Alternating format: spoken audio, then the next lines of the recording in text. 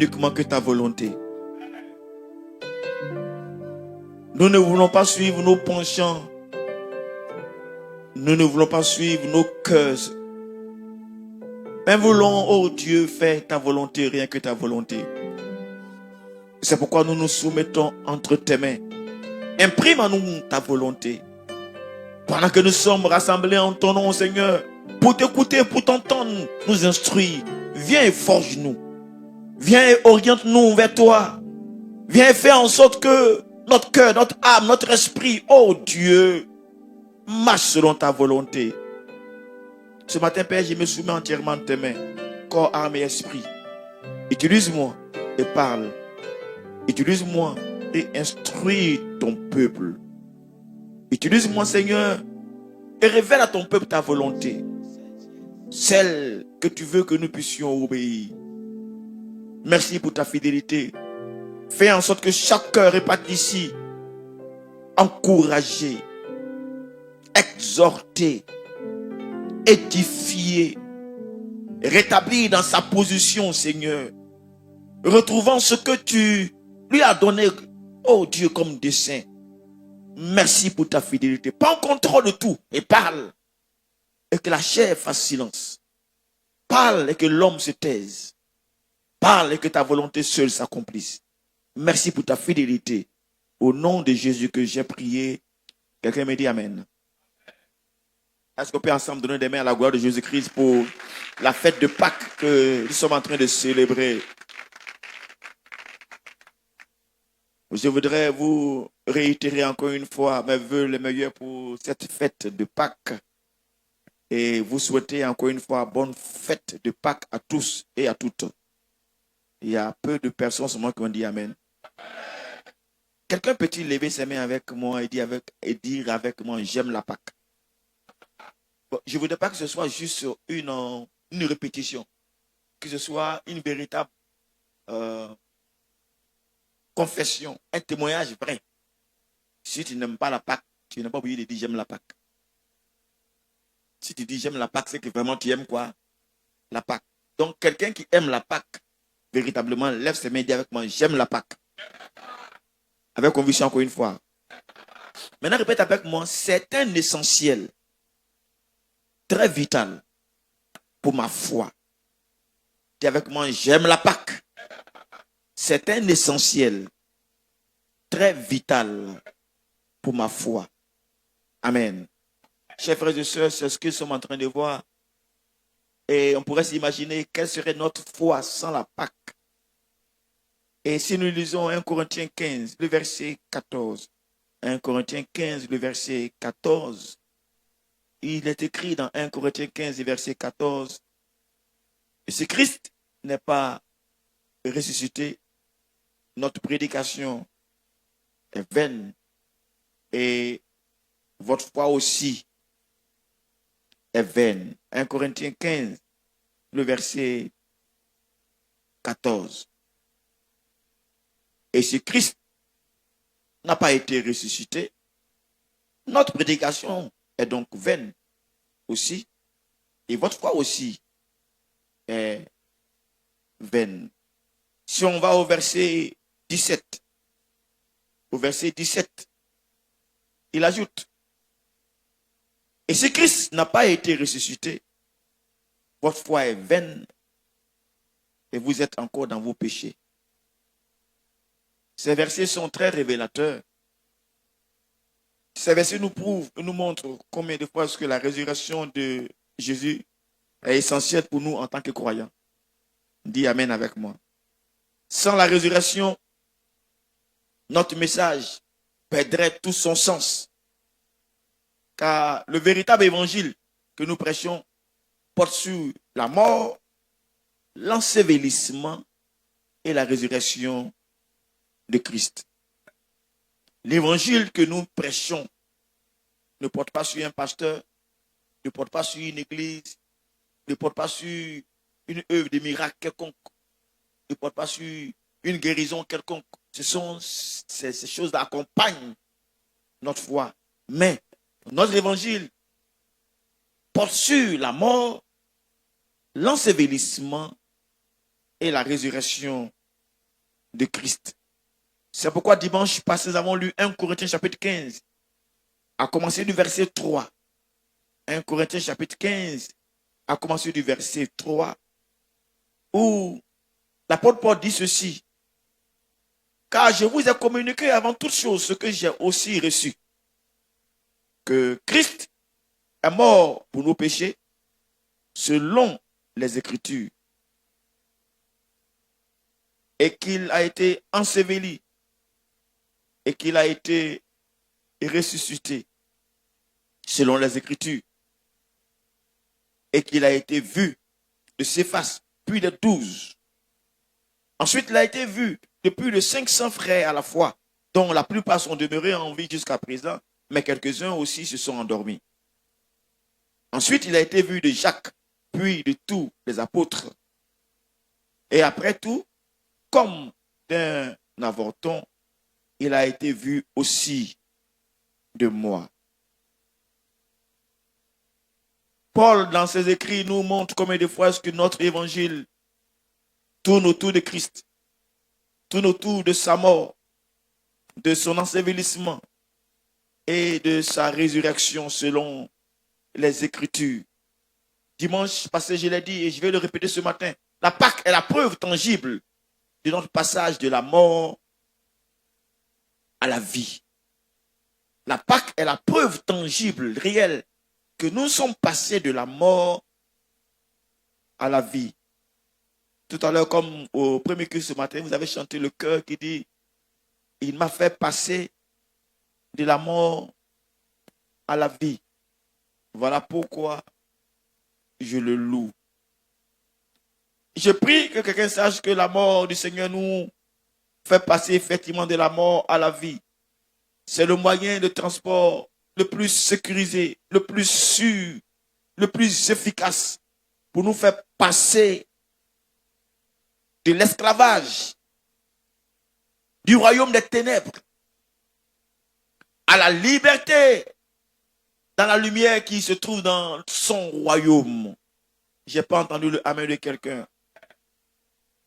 La Pâque est le véhicule le plus sûr qui te fait passer effectivement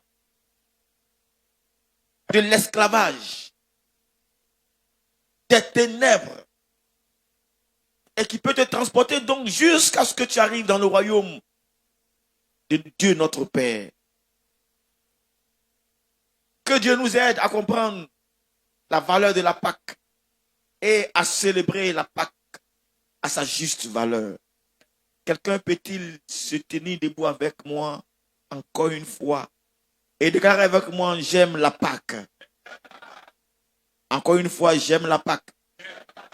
Et offrir une offrande d'acclamation sincère au Seigneur pour l'œuvre que Christ a accomplie à la Pâque. Quelqu'un peut-il pousser un cri de victoire avec moi? Et dis ça encore avec conviction. Dis yeah! Acclamez encore une fois la Pâque du Seigneur qui nous donne la victoire. Veuillez vous rasseoir. Dimanche passé, nous avons vu ce que la Pâque nous apporte, quelques avantages que la Pâque nous donne. Nous avons vu que la Pâque nous donne l'assurance de notre salut et du pardon de nos péchés. Hébreux 9, 12 nous dit: il est entré une fois pour toutes dans le lieu très saint, Hébreux 9, 12, non avec le sang des boucs et des veaux, mais avec son propre sang, ayant obtenu une rédemption éternelle. Quelqu'un me dit Amen. Chers frères et sœurs, je voudrais ce matin encore rappeler à quelqu'un, pendant que nous sommes dans la période de la Pâque, que nos péchés sont expiés une fois pour toutes par le sang de Jésus. Je dis, nos péchés sont expiés une fois pour toutes par le sang de Jésus.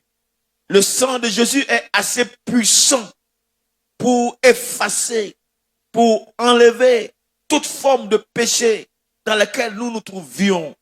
Quelqu'un me dit Amen. Et la Pâque nous permet de comprendre l'assurance de notre salut et que nous avons effectivement le pardon de nos péchés. Déclare avec moi: j'ai le pardon de mes péchés.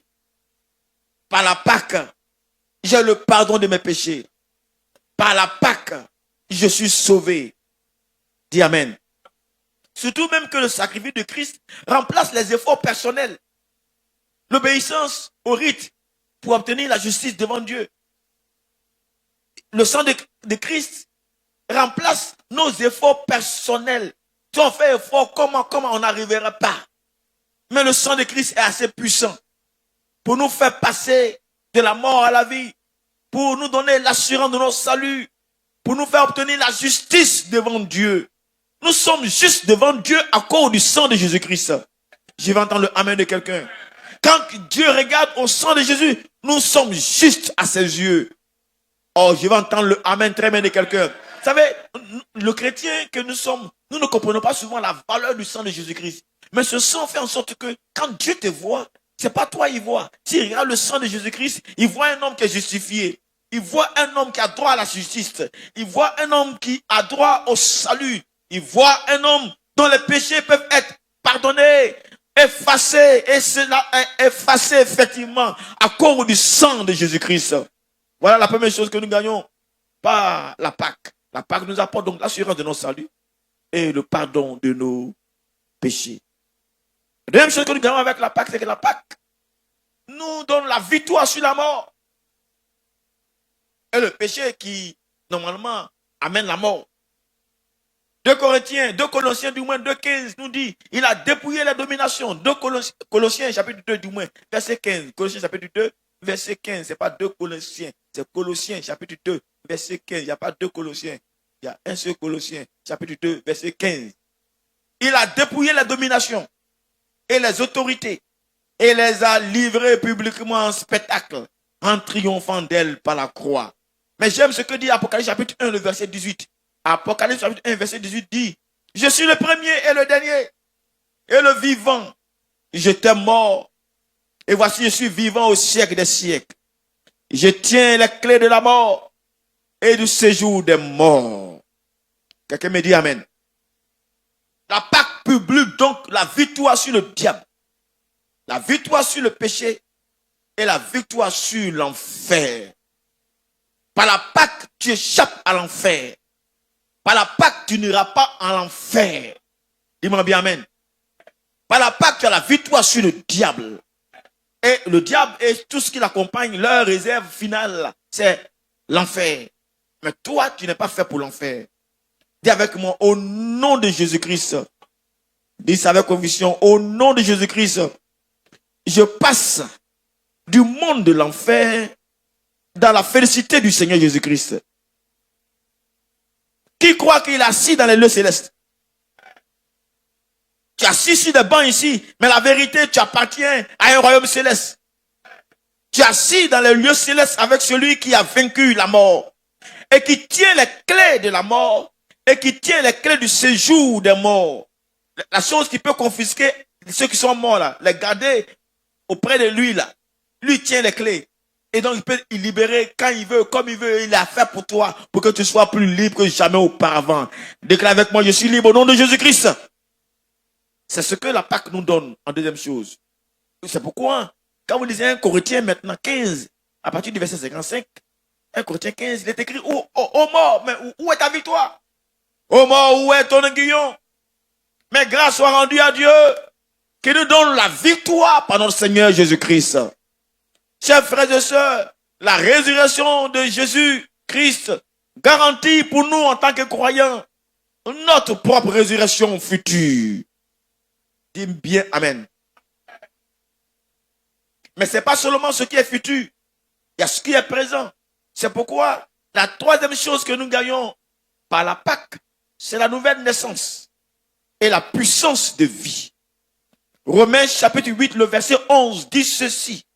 Romains 8, 11 dit, et si l'esprit de celui qui a ressuscité Jésus d'entre les morts habite en vous, celui qui a ressuscité Christ d'entre les morts rendra aussi la vie à vos corps mortels par son esprit qui habite en vous. En deux termes, par la Pâque, même si le corps est mortel, ce corps reçoit la vie. Ce matin, je déclare vie dans ton corps. Je déclare la vie dans ton être. Tout ce qu'il y a comme maladie qui veut paralyser ta vie, reçois le sang du Seigneur et te rend libre au nom de Jésus-Christ. Nous déclarons la victoire du Seigneur est notre partage. Je déclare que tu as la vigueur du Seigneur. Dis-moi bien amen. La Bible déclare que ceux qui sont jeunes même peuvent courir et puis se fatiguer. Mais ceux qui espèrent en l'Éternel vont renouveler leur force. Je déclare que Dieu renouvelle ta force.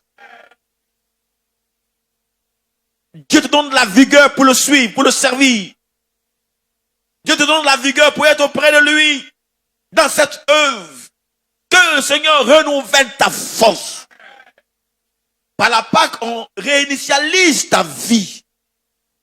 Que tout ce qui était comme mort, tout ce qui était comme tué en toi retrouve vie par la résurrection du Christ. Oh, dis-moi bien amen. Nous déclarons sur nous la vigueur du Seigneur, la force du Seigneur. Nous déclarons sur nous l'onction qui nous fait marcher sans que nos pieds ne tombent, ne trébuchent, sans que nos mains ne languissent. Ta main, tes pieds vont pas languir, ni frémir, ni trébucher. Tu ne tomberas pas, tu tiendras debout à cause de l'œuvre de Christ à la croix. Quelqu'un petit se tenir debout et pendant qu'il acclame, tu confesses la vigueur en toi. Tu confesses la force en toi. Tu confesses la vie de Dieu en toi. La vie Zoé de Dieu revient encore en toi. La vigueur dans tes membres. La vigueur dans ton corps. La vigueur dans ton organisme. La vigueur dans ton esprit. La vigueur dans tes membres. La vigueur dans tes mains. La vigueur dans ton être entier. Acclame-moi très fort que la vigueur du Seigneur soit ton partage. Que le Seigneur soit lui-même comme pour toi la vigueur du buffle, qu'il soit ainsi pour toi. Que tu tiennes debout. Que tu tiennes debout. Quel que soit le pas, que tu tiennes debout. Quel que soit l'assaut du Dieu, que tu tiennes debout. Que tu ne trébuches pas. Au nom de Jésus-Christ, que le Seigneur renouvelle ton être intérieur. Qu'il renouvelle ta vie. Qu'il renouvelle ta force. Qu'il renouvelle ta vigueur. Qu'il te maintienne debout pour son œuvre. Déclare avec moi au nom du Seigneur.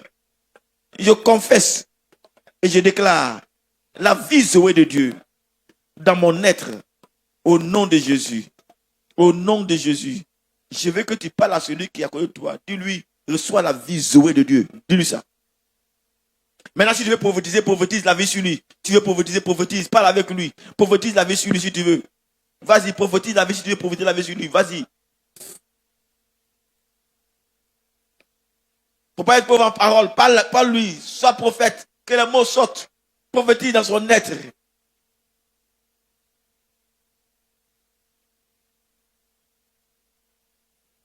Qui croit avec moi qu'il a la vie de Dieu en lui? Par la Pâque, nous retrouvons la vie Zoé de Dieu. Dis-moi bien amen. En fait, même par la Pâque, nous retrouvons vers la communion avec Dieu. Nous retrouvons notre communion avec Dieu. Nous passons de la mort spirituelle à une vie surnaturelle. Nous vivons une transformation de notre être intérieur. Permettez-moi de résumer ceci. La Pâque met fin à tout échec passé. La Pâque met fin à tout échec passé. Et s'il met fin à tout ce qui est échec passé, c'est pas maintenant là, il ne peut pas mettre fin à ça. Et puis c'est pas pour demain. Toute forme d'échec, la Pâque met fin à cela. La Pâque met fin à tout ce qui a comme conséquence des péchés. Puisque c'est le péché qui entraîne beaucoup de choses. Donc si à la croix Jésus prend en compte, il se charge des péchés, donc il met fin à toutes les conséquences du péché. La Pâque met fin à toutes sortes de dettes, de réclamations par lequel l'ennemi, quelqu'un peut s'appuyer, sur lequel il peut s'appuyer pour te réclamer. Au nom du Seigneur.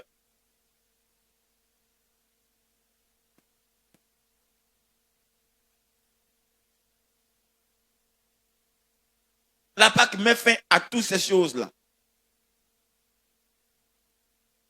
À tout ce qu'il y a comme dette. La Pâque met fin à cela. La Pâque met fin à tout emprisonnement de notre destinée.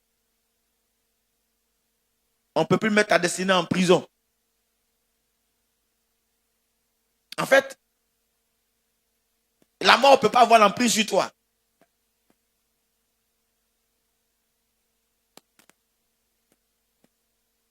La Pâque te repositionne donc pour la destinée originelle. Déclare avec moi par la Pâque. Ma destinée originelle m'est restituée. Encore une fois, par la Pâque. Ma destinée originelle m'est restituée. Que tu retrouves ta destinée originelle. Ce à quoi Dieu pensait. Ce que Dieu t'a réservé. Avant que tu n'arrives dans ce monde-là. Le projet qu'il avait pour toi. La destinée qu'il a pour toi là. Elle est régénérée par la Pâque. Dis-moi bien amen. Je l'ai dit tantôt, la Pâque va réinitialiser ta destinée. Comme quand tu as un portable et puis on dit, il faut réinitialiser. Le portable remet tout en marche. Ta vie est remise quoi en marche. Le compteur est remis à zéro. Dis-moi bien amen. Les choses peuvent recommencer. Dis-moi bien amen. Là où tu as échoué hier, aujourd'hui tu as la chance de réussir. Là où on t'a condamné hier, on ne peut plus te condamner aujourd'hui. C'est ce que nous donne la Pâque. Chers frères et sœurs, nous sommes heureux, nous, de célébrer la Pâque. Parce que la vérité, la Pâque même, c'est l'accomplissement de tout ce que Dieu avait en projet depuis le commencement. Et ce projet-là, il a réitéré quand Israël était en Égypte. En disant, Moïse, va dire à Pharaon, laisse aller mon peuple, laisse aller mon fils, mon premier-né, pour qu'il me serve. Toutes ces déclarations-là trouvent leur accomplissement dans la Pâque. Donc, Israël a connu sa délivrance par la Pâque. Il y a eu Pâque, et puis Israël a connu sa délivrance. Et la Pâque en Égypte, où l'agneau devait tuer, où on devait mettre son sang sur le linteau des portes, était une sorte de témoin, de maison témoin, de projet pilote.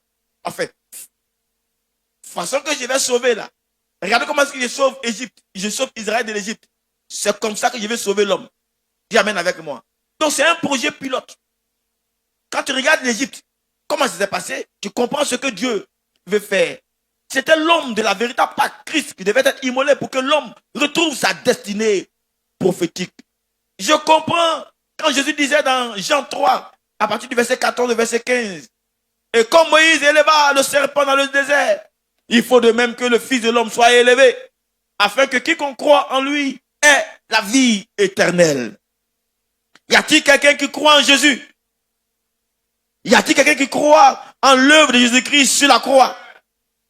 Y a-t-il quelqu'un qui croit que Jésus est véritablement mort pour lui sur la croix? Alors reçois la vie éternelle. Dis-moi bien amen. Reçois la vie éternelle. Et donc vous voyez que ce que Jésus est en train de dire n'est que l'accomplissement de ce que Moïse a fait symboliquement. Avec un serpent d'airain perché sur un bois. Et ce bois symbolique qui, pour nous, est la croix. L'œuvre que Christ est venu accomplir, donc, trouvait tout son aboutissement à la Pâque. Christ devait être immolé. Christ devait être crucifié. C'est le choix, c'est ce qui a été décidé. C'est pas ça qui doit passer pour que nous puissions avoir le salut. Tu dois croire. Et c'est ce à quoi on doit s'accrocher. La croix représente beaucoup pour nous, les croyants. Dis-moi bien amen. Je n'ai pas eu de poteau croix. Dis, la croix représente beaucoup pour nous. Dis amen. Et donc, quand on voit la croix, on se souvient de ce qu'il a dit. Que quand je serai sur cette croix-là, alors je pourrai sauver beaucoup de personnes. Le diable, sachant ça, ne voulait pas que Christ meure à la croix. Vous allez voir que le diable, sachant ça, dès le commencement, dans Matthieu 4, chapitre 5, chapitre 4, du moins du verset 5 au verset 7, Matthieu chapitre 4, du verset 5 au verset 7, il dit que le diable le transporta dans la ville sainte et le plaça sur le haut du temple. Et lui dit, si tu es fils de Dieu, jette-toi en bas. Car il est écrit, il donnera ses ordres à ses anges à ton sujet et ils te porteront sur leurs mains de peur que ton pied ne heurte contre une pierre. Le diable, sachant que Jésus doit mourir sur la croix, lui dit à Jésus, il faut te jeter à terre. Mourir à terre, puis mourir en haut, c'est pas la même chose. Vous m'écoutez? Si vous m'écoutez, balancez la main. Si vous m'écoutez, balancez les mains. Voilà. Donc, le diable veut que Jésus meure à terre. Il faut te jeter à terre. Si tu tombes à terre, tu vas mourir. Mais il dit à Jésus, tu sais, si tu tombes à terre, il a dit lui-même que il va donner les anges et les anges vont te porter sur leurs mains pour que tu ne meurs pas. Le passage est vrai, mais dans l'application, le diable tend un piège au Seigneur.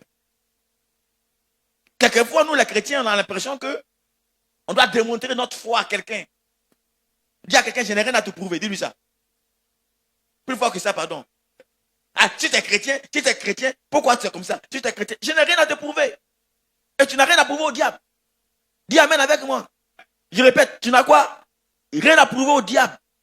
Hein? Si tu es fils de Dieu, pourquoi tu es comme ça? Si tu es vraiment chrétien, pourquoi tu es comme ça? Je n'ai rien à te prouver. Jésus n'avait rien à prouver au diable. Il est fils de Dieu, il est. C'est vrai que même si quelqu'un par mégade, si un individu, si un ennemi venait pour dire Jésus il va pousser Jésus-Christ afin qu'il tombe à terre, les anges vont venir pour le prendre, il ne tombera pas. Mais là, on va dire c'est lui-même qui s'est jeté. Jésus s'est suicidé. C'est ce que le diable attendait. Et on va dire qu'il n'est pas crucifié. Oh, il doit être crucifié. Notre salut passe par la crucifixion. Il devait être donc crucifié. Et le diable il vient avant pour faire une projection, pour faire une suggestion. Ça ressemble à ça, mais c'est pas ça. Dis amen avec moi. Deux fois, Dieu te donne des choses à faire. Le diable vient avant. Il fait une proposition. Ça ressemble à ça, mais c'est pas ça. Il faut faire exactement ce que Dieu dit. Dis-moi bien amen. Dis encore amen. Et c'est ce que Jésus a dit. Jésus n'a pas répondu à ce que le diable lui a demandé de faire. Comme le diable a échoué dans ça, il ne s'est pas arrêté là. Il a continué. Cette fois-ci, au cours de la vie, quand Jésus a commencé à dire à ses disciples qu'il faut que je meure sur un bois, que je souffre afin de sauver les gens. Le diable est passé dans celui que Jésus écoute, Pierre. N'oubliez pas, Pierre a dit une fois que Jésus, c'est qui? C'est le Christ, le Fils du Dieu vivant. Donc, le diable passe par lui encore pour qu'il donne une parole. Non, Jésus, tu ne mourras pas. Là, la version que j'ai, la Bible dit que dès lors, vous allez voir que le diable, quand il a dit ça, par la bouche de ce monsieur, Pierre prend Jésus à part dans Matthieu 16, 21 à 23 et se mit à le reprendre. Pierre reprend Jésus. Je reprends. Pierre fait quoi? Il reprend Jésus. Il parle à Jésus. Ah non! Seigneur, Dieu t'en préserve. Cela ne t'arrivera point. Mais lui, parlant de Jésus, se retournant, dit à Pierre, va, arrière de moi, Satan. Tu mets en scandale. Tes pensées ne sont pas aux choses de Dieu, mais tes pensées sont à celles des hommes. La suggestion de Pierre, ce que Pierre voulait, que Jésus ne meure pas. Normalement, c'est bon de ne pas voir quelqu'un mourir. Vrai ou faux? Vrai ou faux? Donc, c'est normal ce que Pierre pense. Devant les hommes, c'est normal, c'est juste. Mais dans le monde de Dieu, c'est pas normal. Dans le monde de Dieu, c'est une idée charnelle, une idée humaine, influencée par le diable, incitée par le diable. Quelquefois, quand Dieu te demande de faire quelque chose, il y a des hommes qui arrivent avec des suggestions, avec des façons de faire. Ça peut sembler bon, ça peut sembler normal. Devant l'homme, c'est normal, mais devant Dieu, ça ne tient pas. Je prie que Dieu nous aide à comprendre les choses de l'esprit et à ne pas faire les choses selon les hommes. Les hommes ont leurs conseils. Les hommes ont leur façon de faire. Les hommes ont leur façon de voir les choses. Ils veulent que ça se passe comme ça. Mais attention, ce que l'homme te dit là, est-ce que c'est exactement ce que Dieu dit? Dis-moi bien amen. Attention, est-ce que ce qu'il dit rentre dans le cadre de la volonté du Seigneur? En toute chose, recherchez la volonté du Seigneur. Je vais entendre le amen de quelqu'un. Quand tu fais une œuvre, reçois la volonté du Seigneur. La Bible dit, ne vous conformez pas au siècle présent. Ne marchez pas comme le siècle présent marche. Ne marchez pas selon la sagesse des hommes. Mais vous soyez quoi? Transformés. Comment? Par le renouvellement de votre façon de penser. Afin que vous puissiez quoi? Discerner la volonté de Dieu. Qu'est-ce qui est agréable? Qu'est-ce qui est parfait? Il y a des conseils des hommes qui sont des conseils. Normalement, ça semble juste. Ça semble normal. Des façons de faire de l'homme qui semblent justes, qui semblent normales. Mais dans le plan de Dieu, ça ne marche pas comme ça. Dis-moi bien amen. Un exemple. Chez l'homme, si tu veux être vu, viens devant. Si tu veux qu'on te voit, tu es où? Tu te mets devant. Bravo. Ça, c'est l'homme. Dans le plan de l'homme, il y a la visibilité. Voilà. Likez, likez. Mettez le cœur, mettez le cœur. Voilà. Et puis on met le cœur, likez, likez, mettez le cœur, mettez le cœur. Et puis tu as plus de visibilité. Et puis on te voit chez les hommes. Mais chez Dieu, c'est pas likez, likez. Cachez-vous, cachez-vous. Tu es devant, sois derrière, chez Dieu. Ou bien, vous m'écoutez? Ok. Donc si on marche selon la stratégie des hommes, on va liker. Liker, liker, liker. Liker la prédication, vous aimez? Liker, liker. Mettez le cœur, mettez le cœur, mettez le cœur, mettez le cœur. Ça, c'est la façon, la procédure normale, juste selon les hommes. Mais chez Dieu, ça ne marche pas comme ça. Chez Dieu, quand tu fais la chose selon Dieu, tu seras vu. Tu amènes avec moi. Quand tu fais, même si c'est caché, tu seras vu. Oh, je ne sais pas si quelqu'un m'entend ce matin. Si tu fais selon Dieu, tu n'as même pas besoin de faire propagande. Tu seras vu. On est en train de parler de toi. Dis amen avec moi. Quand c'est fait selon Dieu, Dieu lui-même amène ta chose. Il te met devant. Il te propulse devant. Il ouvre la porte pour toi. Tu ne feras même pas l'effort pour être vu. Parce que c'est selon Dieu. Mais malheureusement, quand on veut fonctionner selon la façon de faire des hommes, selon le système des hommes, selon on utilise la voix des hommes, on pense bien faire. Mais à la vérité devant Dieu, ça ne marche pas. Que Dieu nous aide à vivre selon sa volonté. Je vais entendre le amen de quelqu'un. Que Dieu nous aide à vivre selon sa volonté. À rechercher sa volonté en toutes choses, à rechercher sa volonté dans toute action, à rechercher sa volonté dans tout ce qu'on va faire, qu'on recherche la volonté du Seigneur. Dis avec mon Père, aide-moi à rechercher ta volonté dans tout ce que je dois faire pour toi. Amen. Que ce soit votre prière. Si Dieu était à ma place, ferait-il comme ça? Comment Dieu ferait-il? C'est ce qu'il nous faut avoir. Si nous avons cette façon de faire du Seigneur, on réussira. Qui veut réussir? Il n'y a pas quelqu'un qui a dit qu'ici veut échouer. Nous tous on veut réussir. Mais il faut le faire selon la façon de faire du Seigneur. Aujourd'hui dans le monde, quand tu es à l'école, que tu veux réussir, il faut avoir des sponsors avec toi, le PEGA. Il faut avoir les supporters. Il faut tricher. Il faut aller à l'examen avec ton truc. Tu vas aller à la calculatrice, enfin, le portable. Puis quand on te pose la question, maintenant tu poses, et puis le portable résout tout pour toi. Ça, c'est le système des hommes. Mais quand tu fais selon Dieu, tu restes à la maison, tu pries, tu poses comme il se doit. Et Dieu te donne. Qui est le maître de la science? Qui est le maître de la connaissance? Le Saint-Esprit. Dis-moi bien amen. Dis encore amen avec moi. Voilà ce à quoi on doit s'atteler. Mais quand tu dois faire la chose ultime du Seigneur, l'ennemi viendra. Il peut même utiliser la parole de Dieu, comme il a fait pour Jésus. Ou il peut passer par celui que tu coûtes le plus. Attention. Dis amen avec moi. Quand ça n'a pas marché, le diable a attendu maintenant à la fin du film. À Gethsémane. À Gethsémane, Jésus, il a vaincu ce que le diable a dit. C'est vrai. Il a vaincu ce que Pierre a dit. C'est vrai. Maintenant, c'est lui-même. Lui-même étant en proie à l'angoisse, dit la Bible.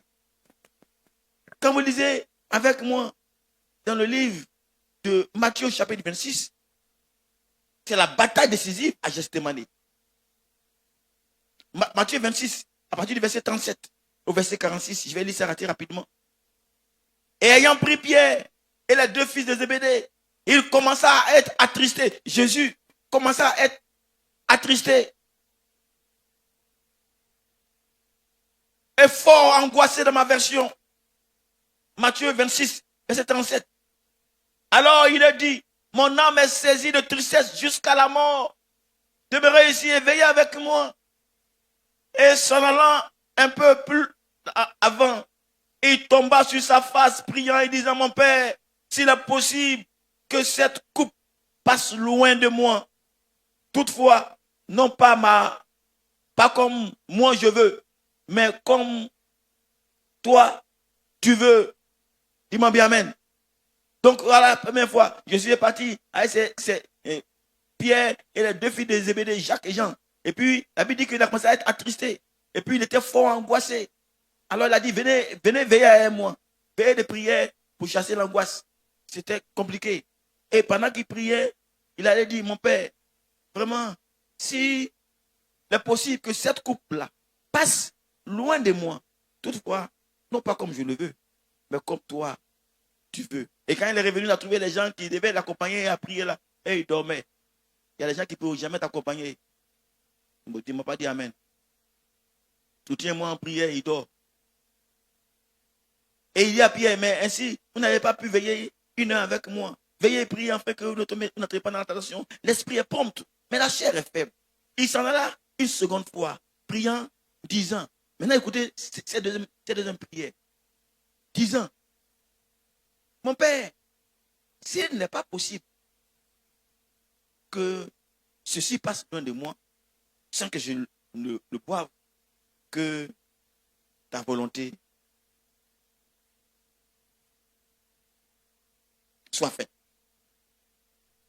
Dans la première prière, il dit, mon père, s'il est quoi? Possible que cette coupe s'éloigne de moi. Toutefois, pas comme je veux. Quand il a fini de prier, quand il a eu la réponse, c'est pas possible. Et il est venu trouver les disciples endormis. Donc il revient une seconde fois. Mon père, si vraiment ce n'est pas possible, comme si ce n'est pas possible, premièrement, si c'est possible, deuxièmement, si ce n'est pas possible, si tu as décidé que vraiment que je boive ça, ok, si ce n'est pas possible que cette coupe s'éloigne et que je dois la boire, donc que ta volonté soit faite. Que la volonté du Seigneur s'accomplit dans nos vies. Mais vous voyez, c'est une bataille ultime. Justement, c'était une bataille ultime pour le Seigneur. Chers frères et sœurs, ce que je veux que vous reteniez dans ces versets qu'on vient de lire, c'est que, à la vérité, finalement, le projet de Dieu de sauver l'humanité par le sacrifice de Jésus-Christ a pu se réaliser parce que Jésus était déterminé à aller jusqu'au bout. Que Dieu nous aide à aller jusqu'au bout dans notre foi. Que Dieu nous aide à aller jusqu'au bout dans notre foi. Mais ce qui est intéressant, c'est que donc la Pâque était le moyen ultime pour Jésus de faire la volonté du Père. Par la Pâque, Jésus a accompli la volonté du Père. Par la Pâque, Jésus a démontré au Père que ta volonté soit faite. Il a accepté la volonté du Père au lieu de sa propre volonté. La Pâque nous enseigne comment vivre selon la volonté du Seigneur. Je prie qu'en ce temps nouveau que nous avons, que nous puissions vivre non pas comme nous voulons, mais que nous puissions vivre comme le Seigneur veut que nous vivions. Dis-moi bien amen. Dis encore amen. Chers frères et sœurs, n'oubliez pas que depuis le commencement, c'était la bataille. Depuis le commencement, c'était la bataille. Quand Dieu disait dans le jardin d'Éden, je mettrai une inimitié entre toi et la femme. Après le péché, il disait au serpent, je mettrai une inimitié par là entre toi et la femme, entre ta postérité et sa postérité. Tu lui mordras le talon. Et elle, cette postérité-là, va t'écraser la tête. Quand vous allez en théologie, les théologiens, ils apprennent ça le proté-évangile. C'est-à-dire, c'est le premier évangile où Dieu promet un sauveur par la postérité de la femme qui viendrait donc vaincre le serpent. Pour les théologiens, c'est le premier évangile en envoyant un sauveur. Il annonce la victoire finale de Dieu sur le mal. Dès le commencement du péché, Dieu dit, le péché ne régnera pas, le mal ne régnera pas. Dis-moi bien amen. Mais ce qui est intéressant dans la Bible, c'est que quand vous allez jusqu'à la fin de l'année, enfin à la fin de la Bible, vous allez vous rendre compte que, effectivement, dans Apocalypse, on parle de ça là-bas. Dans Apocalypse chapitre 12, on parle d'une femme. Une femme qui devait enfanter dans la douleur. Et elle devait enfanter un fils. Et il y a un dragon qui voulait tuer le fils. Quand vous écoutez ça, c'est exactement la même chose. Mais à la fin de l'Apocalypse, on montre la victoire. La victoire de ce fils, de cet enfant-là, sur le dragon. Dans le commencement de la Bible, ça a commencé de façon tragique dans le jardin.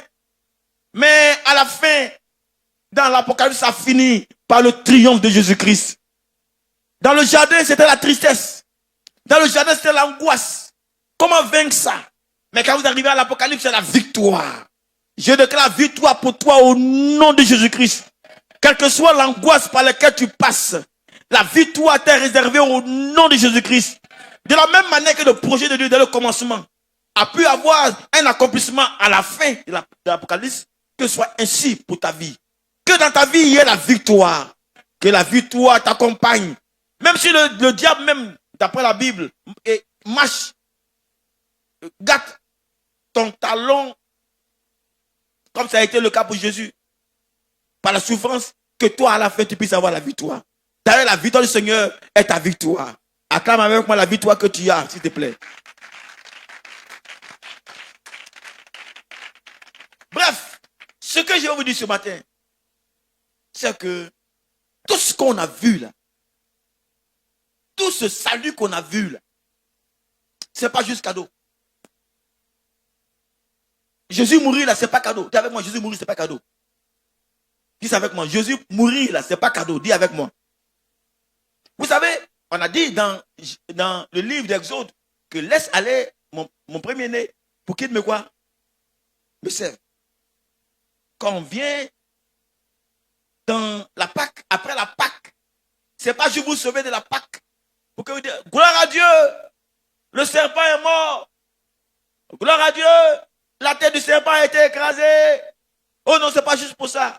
Si la tête du serpent a été écrasée, ça veut dire dorénavant, tu peux maintenant travailler. La chose qui te faisait peur, l'ennemi qui t'empêchait de faire l'œuvre de Dieu, ce qui t'empêchait de faire ce que Dieu veut que tu fasses là, est sous contrôle. Dis-moi bien amen. C'est pourquoi dimanche prochain, je vais vous parler du service par la Pâque. Si Dieu t'a sauvé, tu dois le servir. Dis-moi bien amen. Et on a vu les jours passés que pour servir quelqu'un, il faut quoi? Il faut le connaître. Il faut le connaître. Et pour connaître quelqu'un, il faut faire quoi? Il faut s'approcher de lui. On verra comment est-ce que la Pâque est le moyen le plus sûr de s'approcher de Dieu. En fait, la chose qui fait que tu ne peux pas t'approcher de Dieu, la chose qui met le fossé entre toi et Dieu est comblée par la Pâque. Dorénavant, tu as la possibilité d'aller directement dans la présence de Dieu très haut, de le connaître de mieux en mieux, enfin, de franchir les différents étapes qu'on a vus avec Moïse, buisson, Adam. On a vu ensuite fumée, enfin, montagne fumante ou ardente. Et ensuite, on a vu quoi? Le tabernacle. Donc, ces différentes étapes-là, tu vis ça. Par la Pâque, tu vis ça. Approchez-vous de Dieu et il s'approchera de vous. Dimanche prochain, on verra comment est-ce que la Pâque est donc puissante. Donc, la Pâque, c'est pas juste pour les péchés et puis c'est fini. Oh non, mais la Pâque te connecte, t'envoie en mission. Fais en sorte que tu retrouves ta connexion avec le Seigneur. Toi, le déconnecté, tu deviens reconnecté par la Pâque. Dis-moi bien amen. Dis encore amen. Dimanche prochain, on verra ça. Et comment est-ce que ça te permet de te rapprocher de Dieu? Le péché n'est plus. Il n'y a plus de fossé. Le voile est déchiré. Tu peux aller directement devant Dieu, le connaître de mieux en mieux et mieux le servir. À la vérité, à partir de la Pâque, tu peux connaître mieux Dieu et pour mieux le servir. Dimanche prochain, on le verra. Mais laissons-nous nous réjouir pour ces instants de la victoire que Jésus nous donne sur la mort, sur le diable, sur l'enfer et vive pour nous la mission qui commence maintenant. Les choses anciennes sont passé. Le passé est passé. La mort de Christ redonne une nouvelle page, une nouvelle possibilité, de nouvelles opportunités pour servir le Seigneur. On va servir le Seigneur parce que rien ne pourra nous empêcher de le servir. La chose sur laquelle l'ennemi pourrait s'appuyer pour nous empêcher de le servir a été ôtée, a été détruite. Oh, dis-moi bien amen. Est-ce que j'enfin demande des hommes et des femmes qui voudraient maintenant servir le Seigneur? Est-ce qu'on peut ensemble se tenir debout et acclamer le Seigneur pour prouver qu'on a apprécié l'œuvre de la croix? On est prêt maintenant pour cette nouvelle œuvre. Non, acclame-le bien si tu crois que tu vas faire ça. Et chacun, dans son niveau, a le pouvoir. Jésus dit que tout pouvoir m'a été donné dans le ciel et sur la terre. Allez maintenant. C'est ce qu'on va voir à côté de dimanche prochain.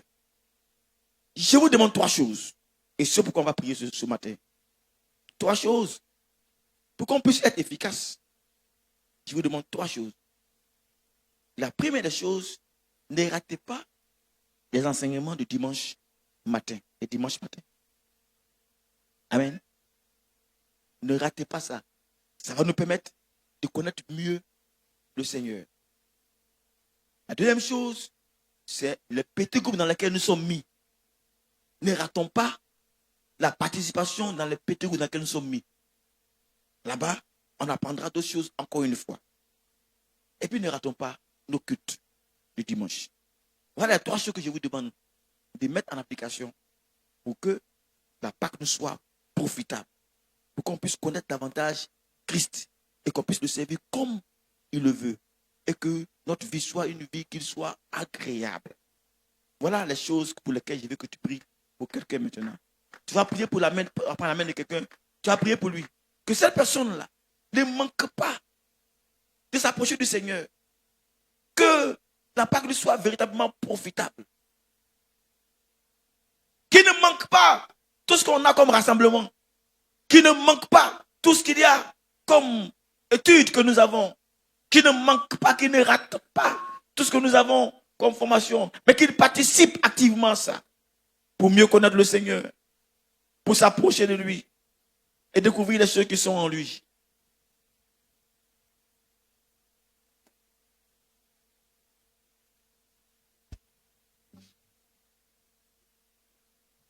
S'il te plaît, prie pour ton frère maintenant. Que le Seigneur lui donne de tenir ferme et qu'il croit et qu'il confesse qu'il a la vie, qu'il confesse ce qu'il gagne par la Pâque, qu'il confesse l'assurance de son salut, qu'il confesse le pardon de ses péchés, qu'il confesse qu'il a la victoire sur la mort, il a la victoire sur l'enfer, qu'il confesse que dorénavant il a un nouvel engagement dans le Seigneur, qu'il confesse qu'il vit ces choses.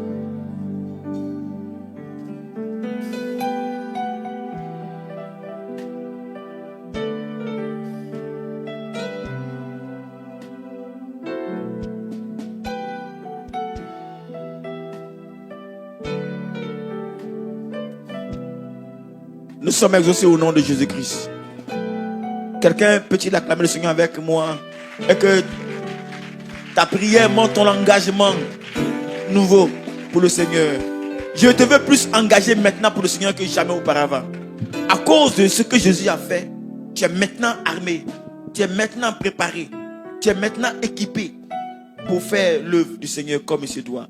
Enfin, on n'a plus d'excuses quoi. Parce que l'œuvre de Christ a payé tout ce qu'il y a comme obstacle. Donc on n'a plus d'excuses. Que Christ nous aide à le servir comme ça auparavant. Quelqu'un peut-il prendre? Oui, Seigneur, ta parole c'est la vérité.